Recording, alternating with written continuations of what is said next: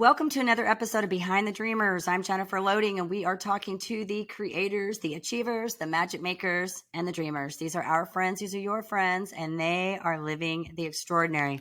Well, here we are, another episode of Behind the Dreamers. I am super excited about my guest today. This is going to be so much fun. He was a first lieutenant in the U.S. Army, and as a platoon leader during Operation Iraqi Freedom, he was charged with the safety and leadership of 42 soldiers.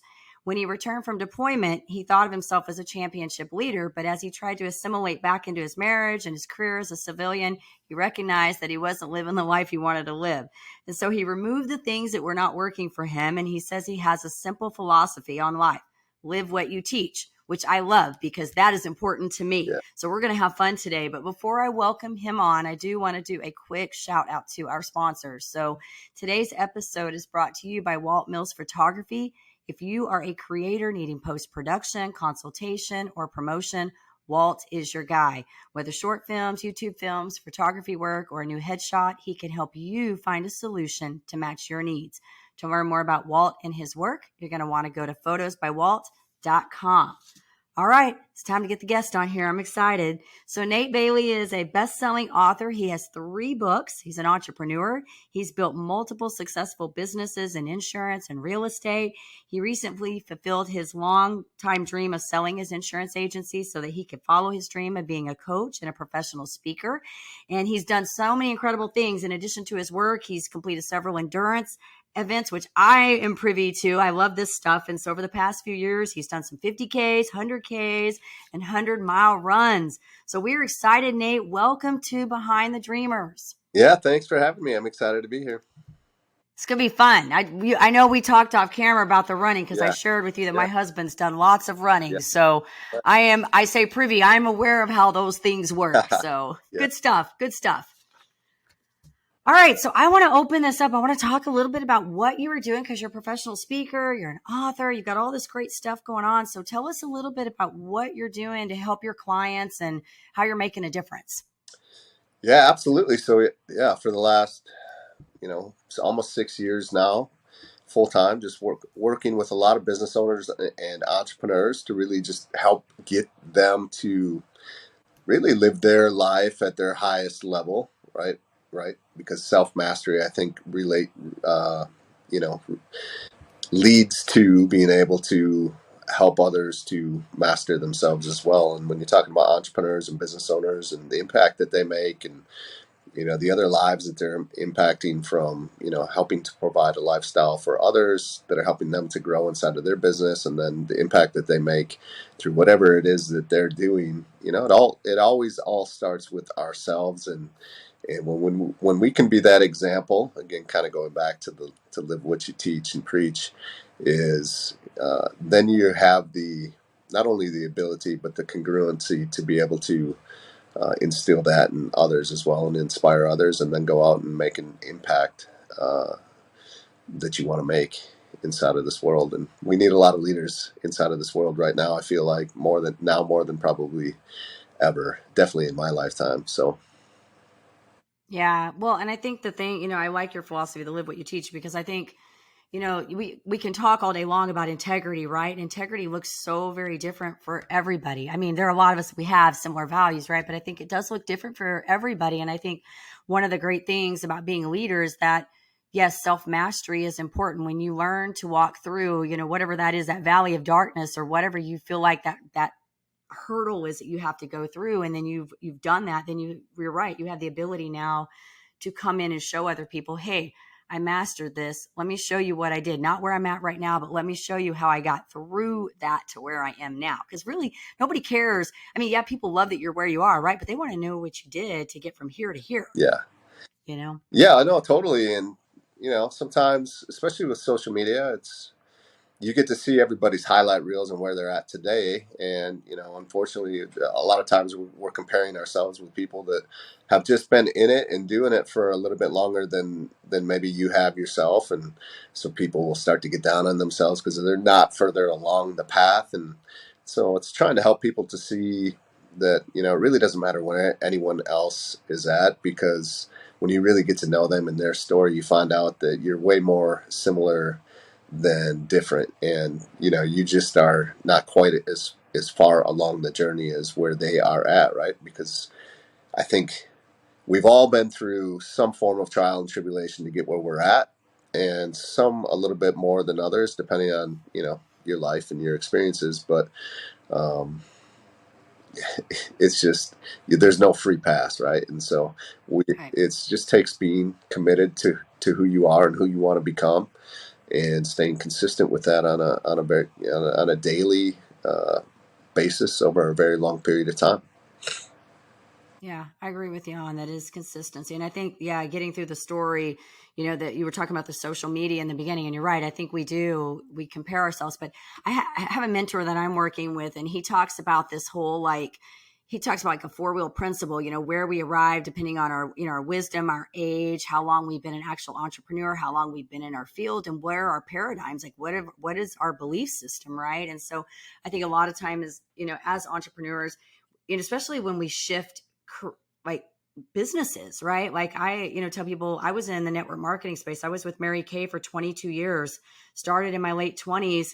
And that was all I knew as a business. I mean, my parents were entrepreneurs, sure, but that's how I started. And if you know anything about network marketing, they pretty much tell you how to do everything. Like you're really given the Yeah, brand, right? Like you're the company, And so when I left that, I didn't leave right away. I left in 2021, but I formed my LLC in 2018 because I was starting to go on my own, and I had to learn how to, I don't like to say pivot, but really that's what it was. I had yeah, to learn to re-identify myself, move away from that, and now become Jennifer Loehding yeah, in my brand and what yeah, I'm trying to do, right? yeah, And so I assumed that when I came from that, everything I had learned was just going to easily follow over to this new business. yeah, And yes, I had great selling skills and great, these skills, but no, not everything is the same. You have to sort of evolve and relearn things, and you have to be patient with that process. And I think what you were saying is so true about not comparing yourself, because you go and you start looking at all these other people that are writing books and coaches and all these people that are doing great things, and you're going, well, they're doing really good things. And then you have to, how long have they been in, like how long have they been doing this, and where are you at in your journey? Where's your place? yeah. Well, that, and I mean, social media is great, and you should show your highlights, right? You should show your highlight reel, but the other flip side of that is that sometimes people are showing an incredible highlight reel, and the reality is that it's very different than what you see, right? Because Right. they're not necessarily showing the real results, or they're not sharing the struggles along the way. And I think it's important to show both. I think it's important to also show your wins, but you can see, if you follow someone for long enough, you can find out who they really are. And when you're talking about making that transfer over, I think everyone should be building a personal brand, and social media is an incredible way to do that. And it doesn't matter what business or industry you are in, people will buy you first. And that's the power of social media these days, is if you are consistent, you're really sharing your life and what you're all about and your message, and showing people, you want to become the person that others would want to be, right? Because especially as a coach, because you'll find a lot of people that will that maybe don't understand, like in the coaching world, that talk to clients and be like, oh my gosh, what do you need a coach for? How much did you invest or spend? Like, you could just pay me that money, and I'll give you, I'll tell you the same things or whatever. We'll be like, well, if I paid you, am I going to have the same life as you? Right. That's a hard thing for some people Yeah. probably to hear, but that's the reality. Like, if I invest in you, am I going to have the same life as you? And a lot of people out there that I don't want the life that they have. Right. It's not good or bad. It's just where I want to go and who I want to become. I look up to those that are living a life that I would like to live. Yeah, I agree. I had a mentor once when I was in Mary Kay, and I do like this that she told me. It's kind of funny. She always said, never take advice from someone you wouldn't trade places with. And I've held on to Yeah, that that's forever, a thing, because right? sometimes, yeah, I look at people and I think, would I want to live that life? And I'm like, no, why would I even be listening to Right. that? Right. And you are so on point with that, because we have to find, and I think this is so important even when we're finding coaches, because, I always say coaches have coaches. I have mentors, and I think Good. that we find people in our circle that we feel like emulate how we want to embody our lives, right? And I think authenticity is so real and important. And so that's why, even on this show, I always say we talk about the good, the bad of entrepreneurship, because I think a lot of times, especially where I came from, there's a lot of this rose colored glasses stuff that goes on. And you come in thinking that it's all, rainbows and unicorns. And I'm like, no, it's not rainbows and unicorns. This is a business, right? We have to take things seriously, and you are your brand, and people buy from you, not your product. They want, yes, you got to find a whole of what they need, right? Yeah. But ultimately they're buying from you because you're setting yourself apart from every other person that's doing what you're doing. Yeah. So thank you for saying that. It's Yeah. good stuff. Yeah.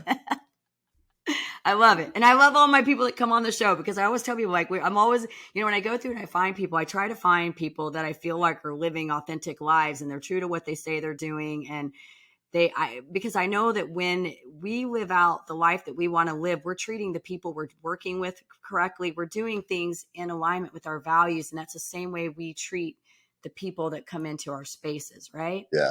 Yeah. 100%. So Yeah, absolutely. it's good stuff. Yeah. So good stuff. So I want to know, because you've done like you've been in the military, and then you've done these extreme, because like I said, I know this stuff on the other side with these extreme events. And I would love to know how, and it's funny I'm asking you this, because I actually brought my husband on a podcast way back when I first started. He had just completed like one of his 100-mile races. And we were talking about all like the head stuff that he was, you go through when you're doing those. And he was like, I was hallucinating about Minecraft and all this stuff. I would just love to know from you, your perspective on mindset, having gone through this, like maybe some pointers for our audience, maybe on like what it means to have like a healthy mindset. Yeah.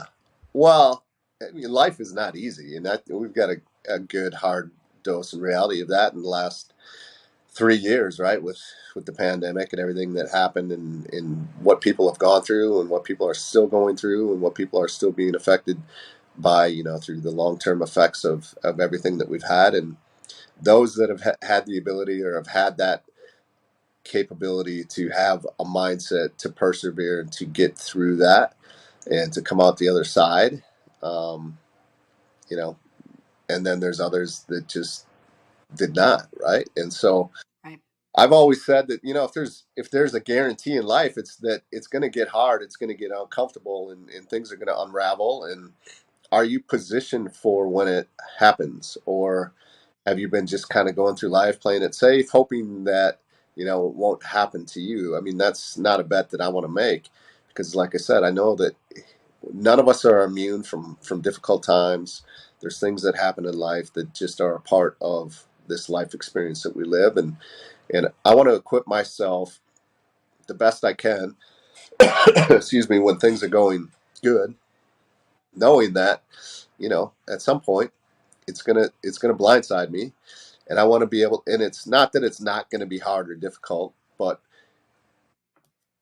can I prepare myself to handle it at a much higher level than if I had not? And that, a big part of that comes through having what we call the mindset, right, or the mental toughness, the positive self talk, to not just get completely thrown off our game, and then what's the tendency to kind of curl up into a ball, to kind of you know step away from people, and go inward, when we really need to continue to be able to stay outward and stay positive and stay in motion, and have the ability to, when things are difficult and things are hard, to still be able to find clarity in where we're at and the direction we need to go, and to pick ourselves up, to dust ourselves off. And all of that comes from a positive mental attitude.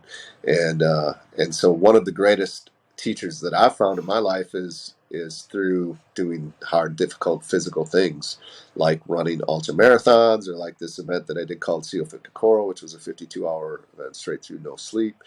Um, and it's not just the event that gives you that mindset, although that's a big part of it. Is definitely, like you said, your husband going through, and the hallucinations, or the pain that you got to fight through, the tiredness that you got to get through, just the self-talk that you have within yourself and with yourself over 100-mile journey. And whether it's like, why are you doing this, or like, you could quit anytime, or it's all right if you don't finish, or whatever, right? Like, we could justify a million different ways why it's okay to stop. and then but you don't, and you continue to push through and to move forward. Or you see others that, like the last 100 miler I did, he was a good friend of mine, actually. His name's Aaron Hale. He's deaf and blind, and he finished the 100 miler. There was this guy, Wow. had to be definitely in his 70s, maybe even a little bit older, pushing like his son in essentially like a stroller the entire way, just like slogging through it. And we continued to kind of pass each other throughout the night, and just and here I am, like full function. I can see, I can hear. I'm a healthy guy. Like I really don't have anything to complain about when I see these other people that are out on this course with where life is clearly thrown them a little bit of a different hand than I have. And so perspective, right? By going through these experiences, putting myself in those different situations to realize that, I really don't have it all that bad.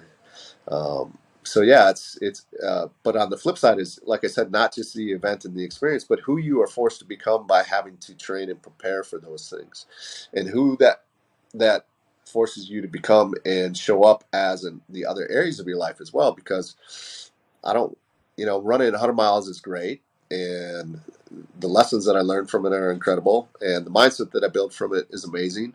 But if I'm doing that and I'm sacrificing all the other areas of my life, if I'm sacrificing who I show up as inside of my home as a husband or a father, or if it's sacrificing who I show up to as a client for those clients that are looking to me for guidance in their own life, then is it really worth it? And I would say no. So it forces me to raise my level in all areas of life, and so the benefits are just incredible.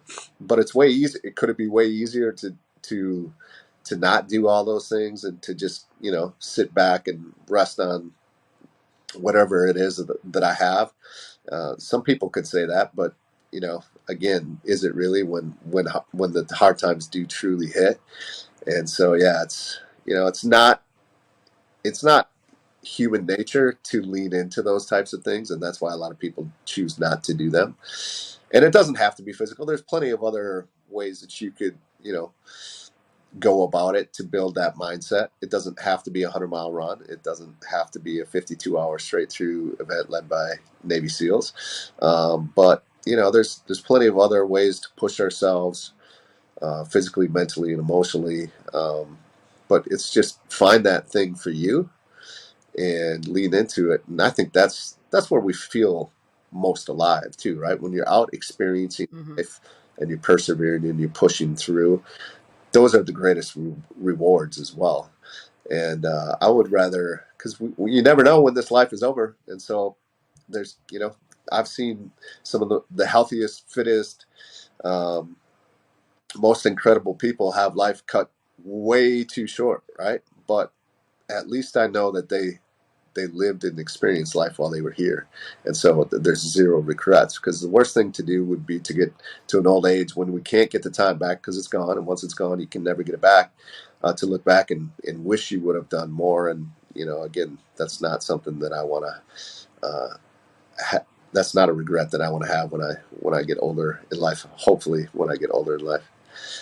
Yeah, I love it. No, and as a fellow runner, I'm not a 100-mile runner, but I have run several marathons, and I can totally attest to the, I started running I was running before. I've always been, for many years, I've been physically in the physical space. I taught aerobics for many years, but I started running a lot in 2014 when I was trying to get through a nerve condition, and I used it as a tool to get through the pain, because Yeah. what I was dealing with was so freaking painful that for the moment in time that I would run, it would actually deviate the pain and Yeah. move it somewhere else. Right. And I talk about that in my book, but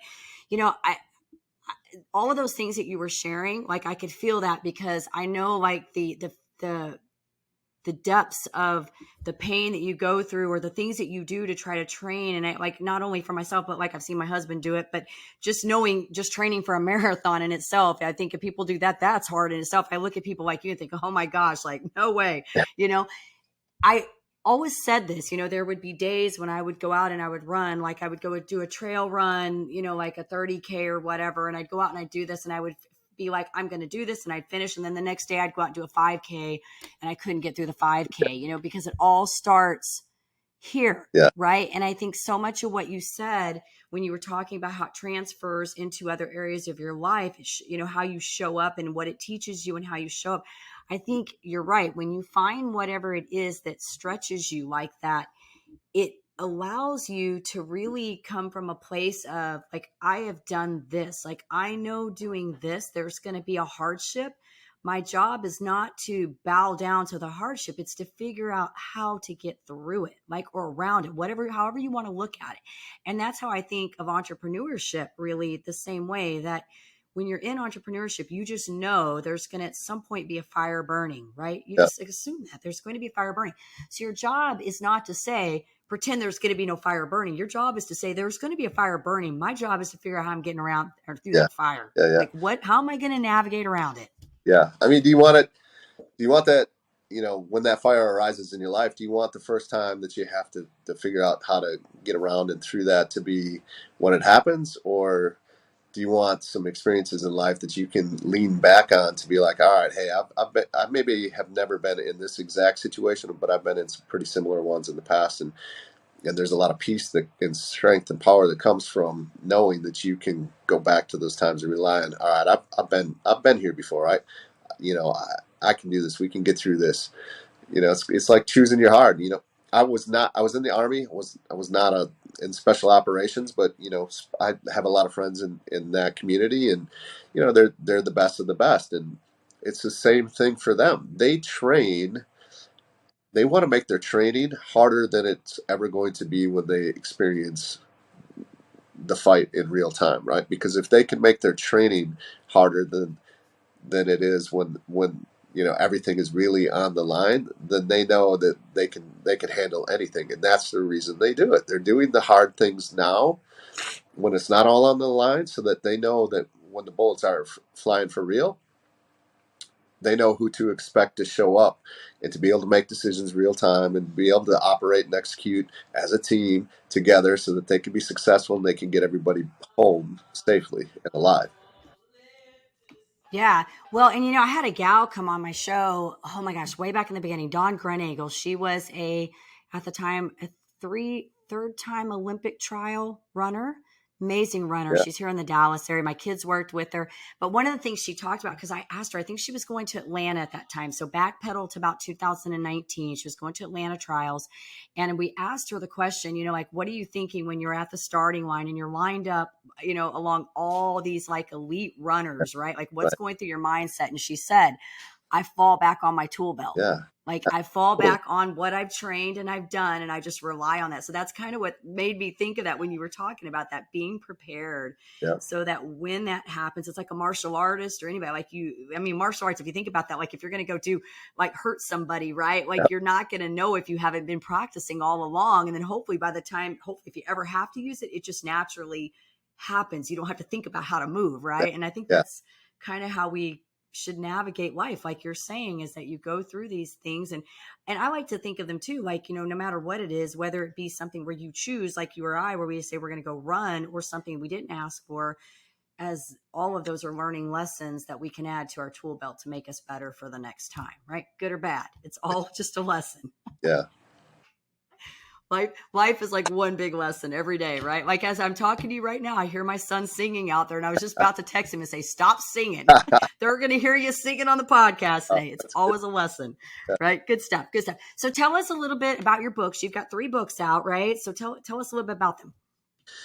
Yeah. Well, it's always, um, the first book that I wrote, I was just like, man, I want to write a book. And so I set a goal in mind and went out and set a timeline and went and did it and executed it. And then the second one was just a little bit better version of that. And then the third one, the last one that I wrote, 100 Mile Mindset, again, kind of back to my journey running 100 miles and how you could take that mindset, and not have to run 100 miles, but you could take on the 100-mile mindset through my experiences and help that in whatever arena that you are in your life, or whatever difficulty you're facing, whatever area that is for you, you could adopt that 100-mile mindset. And so, again, just kind of like what we've been talking about, I'm really proud of the last book that I wrote, and probably less proud of the other two that I wrote. But if it wasn't for the first one, there probably wouldn't be a third one. So, Right. it's all a progression. You start from where you're at. I think that's Covey, right? 7 Habits of Highly Effective People. Yep. Start from where you're at, and do what you can with what you got. And Yeah. so that's kind of that journey there. And all my books are really kind of talk about what it is that we've been talking about, how to create the person that you want to become, to live the life that you want to live, and systems and processes around that, sharing experiences and journeys that I've had throughout my life that people can resonate with, and so that they can adopt, whatever they've taken from those books that resonates with them the best, that seems to be the most useful for them, to help them to go out and do the same thing. Yeah. Book writing's not Yeah, easy. So I'm impressed that you did your third one. I wrote one, and probably like you, I laugh about it now because I tell people, I'm like, if you want to read my journey, read the book. Just don't get too excited about it because so much has evolved since that time. And I'm like, yeah, maybe I'll do a 2.0. And then I'm like, no, I don't even feel like doing that. Like I yeah, just right. finished building out a program, and I'm like, it took me 6 months to build it. And I'm like in the middle of doing the recording and the edits right now. And that's just like killing me. I'm like, I just want to be done like building stuff, It like just is. be done. Yeah, it's you quite the know? process for sure. I've been thinking about writing a fourth one for a while now, and I haven't taken the steps yet. So I'm kind of same thing. I'm like, I must not want it bad enough right now. But yeah, Yeah, I think there's a time, and yeah, and I feel like we all have to have that. Like, I don't know how, if your book was like mine, I felt like mine was kind of a cathartic release. It was like I needed to tell this story of, like this, what I'd gone through and what I'd learned about it. And it's good because a lot of times, when I go and I talk to people, I go on other shows and I'll talk to people about my journey. A lot of times I don't really tell them all the hard stuff about it. Not that I'm trying to hide it. I just have, like, I got through it. I survived it. And yeah, so it's like a part of me that's like a chapter, but then they go back and they read the book and they're like, oh my gosh, I didn't know that you were going through all that and how yeah, hard that was. And I'm like, that's why you need to read the book. absolutely, It's there for a purpose. yeah, So yeah. you get it. You get it. Well, this is awesome, Nate. I'm super excited about what you're doing. And like I said, I love your philosophy and how you're doing, your business and the way that you're conducting, because I think it's important. I think integrity is important. I think we lead by example as leaders. And so I'm glad that you were able to take all your journey and everything that you've done and kind of put that into a place where you can help other people to see and do. I do want to ask you a couple fun questions because I always like doing this if Yeah, I can do it. I say it's my rapid fire. However, I don't know. They never end up being rapid. So super we'll rad. try. We'll try for today. We'll try. All right. Okay. So what I want to know, because I know that you're into fitness and stuff, I know this is important to you, and I know you lost a bunch of weight, so congratulations on that too. I think that's awesome. I didn't mention that, but kudos to you on that.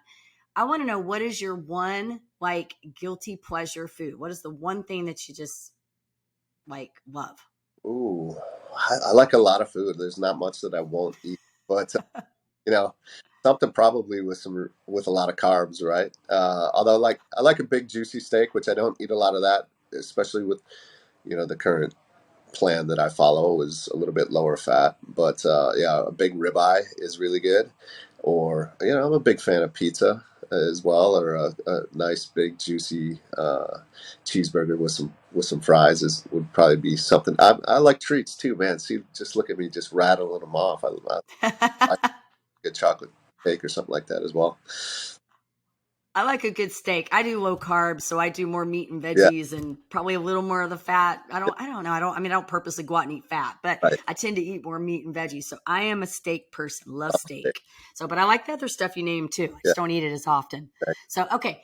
Because I know you were in the army. So what, I guess maybe where's your favorite, I don't know, it doesn't have to be in the military, but maybe a favorite destination spot or the coolest place you traveled to. Okay. Um,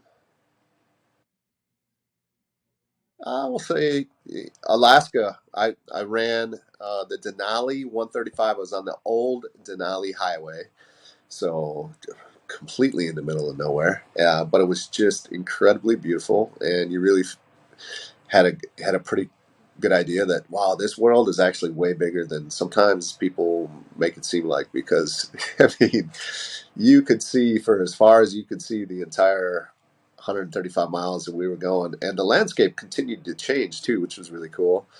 And it was just like, man, it was just, you felt very small and insignificant on this trail, but it was gorgeous, and it was pretty amazing. Wow. Very cool. I've never been to Alaska, so sounds amazing to me. Oh, That's one, I've not been there. Very cool. All right. One last fun question. What's your favorite book? ooh, Or do you that's have, you can have more than one, but a maybe one that tough stands one. out. Um, there's one. It's called Sacred Pace. Mm, I really enjoy that book. Yeah, Sacred Pace by Terry Lopper or Looper. awesome. This is my favorite question. I get a book list from that. I tell my people, you need a book list, just go on my podcast and go find where the book list is. I get a lot of good books out there. But you did mention Stephen Covey earlier, and that Yeah, is one of my favorite well, books. Yeah, it's one of my favorite. I talk a little bit about it in my program. I talk about the four quadrants. yeah. You know what I'm Oh, I talking love. about. But Yeah, yeah, I tell people all the time, like all my clients, I'm like, that's on my book list, and it's so funny because one they always tell me, my people, they'll be like, you're always talking about these books, and I'm like, yeah, because you need to read them. They're important. Like I'm telling you for a reason. yeah, Read the book. He talks about so many great things, and I think yeah.